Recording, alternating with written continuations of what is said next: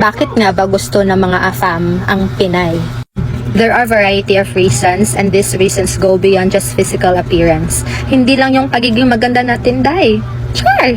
Of course, every individual is unique, pero may mga common traits and qualities ng mga Pinay na nagsastand out talaga and make us highly attractive sa mga AFAM. Ano-ano nga ba ito? Let's talk about it. Let's go! Number 1 is caring and hospitable. Isa talaga to sa known traits ng mga Filipina, ang pagiging caring.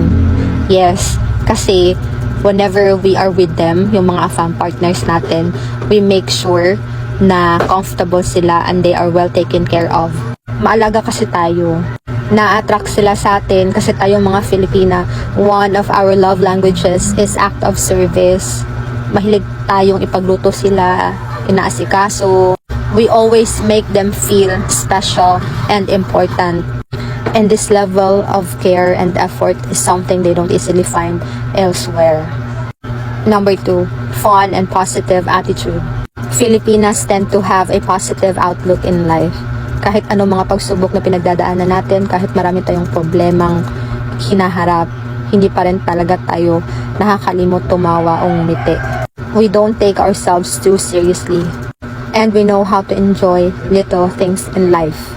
Kaya yung mga AFAM, they enjoy being around the Filipina because of our light-hearted nature. Masayahin kasi tayo and madaling pakisamahan. Number 3, strong sense of humor. Isa talaga to sa mga gusto ng AFAM. We have a great sense of humor. They love how Filipina know how to laugh at themselves and take things lightly.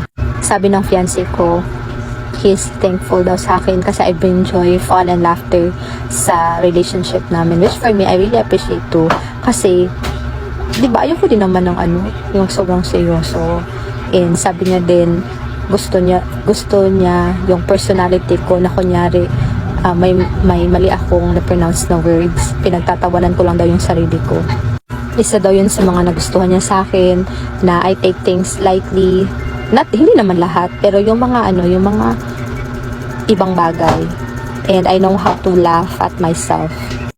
Ako kasi yung taong playful, game sa mga jokes. Ayoko talaga ng boring na relationship. Number 4, strong family values.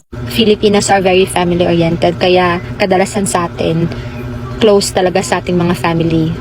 Kaya yung mga foreigner, they admire us because we love our family so much. Kasi gusto din nila yung someone who values and love her own family. Kasi ang mindset nila, if she's like that with her own family, for sure, ganun din siya when she builds her own. Magiging close, caring, and full of love din siya sa kanyang future husband and children. Number 5, loyalty and dedication. Kapag nagmahal ang isang Filipina, seryoso, loyal, at dedicated yan sa kanyang partner at sa relationship. That's one thing that a fam loves about Filipina because we are committed to the relationship. Kahit nasa malayo ka pa, we are loyal to you. Hindi kami maghahanap ng iba. Number 6, hardworking and resilient. Marunong tayong mag-balance ng work, family, and personal life natin. We know how to handle challenges with grace and strength. Lahat kinakaya natin, hindi tayo agad sumusuko. Yung mga gusto natin sa buhay, pinaghihirapan talaga natin. Kaya believe sila sa dedication nating mga Pinay. And lastly, our strong faith in God. Bata pa lang tayo, we are taught the importance of prayer, attending church, living with values like compassion, forgiveness, humility, and respect.